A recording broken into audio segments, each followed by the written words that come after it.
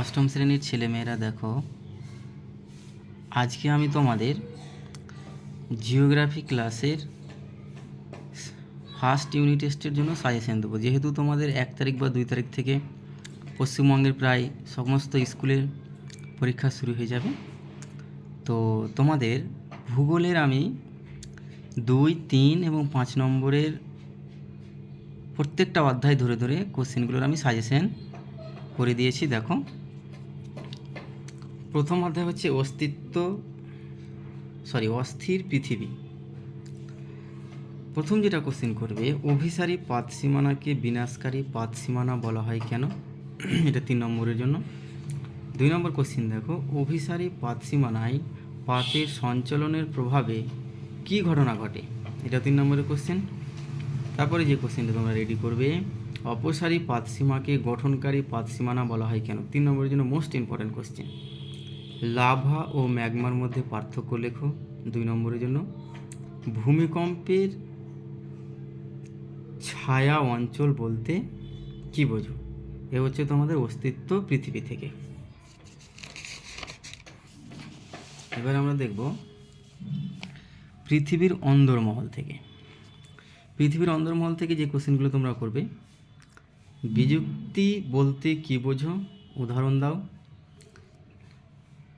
Lava ও ম্যাগমার মধ্যে পার্থক্য আমি এর আগের অধ্যায়ে বললাম, ওটা কোশ্চেন।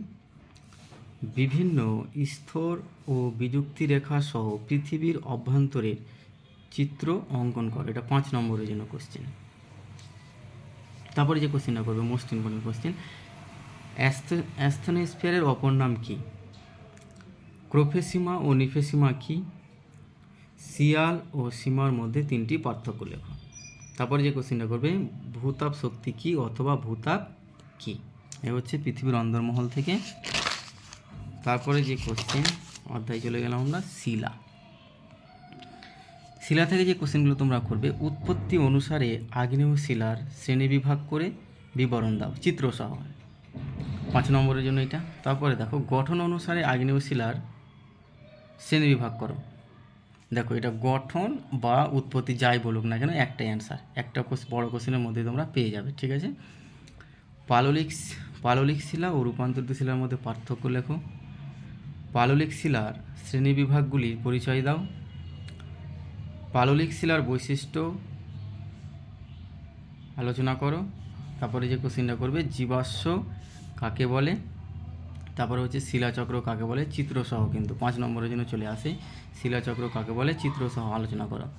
আগ্নেয় শিলাকে প্রাথমিক শিলা বলা হয় কেন?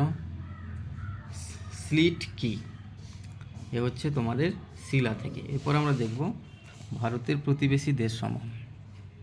ভারতের প্রতিবেশী দেশসমূহ থেকে দেখো, শ্রীলঙ্কায় কি কি খনিজ পাওয়া যায়, 2 নম্বরের জন্য।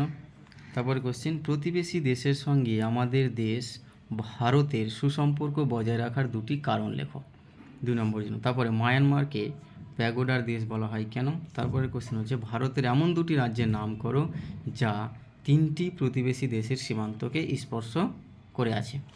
তারপরে যে কোশ্চেনটা করবে, টিকা লেখো, ক্যারেজ প্রথা কি? এটা মোস্ট ইম্পর্টেন্ট কোশ্চেন। এটা একটা ক্যারেজ প্রথা। ভারতকে উপমহাদেশ আখ্যা দেওয়া হয়েছে কেন? এটা মোস্ট ইম্পর্টেন্ট কোশ্চেন, 2 বা 3 নম্বরের জন্য। আর একটা হচ্ছে সার্ক কি? এটাও ইম্পর্টেন্ট কোশ্চেন। এই হচ্ছে তোমাদের ফার্স্ট ইউনিট টেস্টের জন্য ভূগোলের সাজেশন। তো এই ধরনের ভিডিও পেতে আমার চ্যানেলটিকে তোমরা সাবস্ক্রাইব করে রাখো এবং ভিডিওগুলো ভালো লাগলে একটা লাইক করে দিও।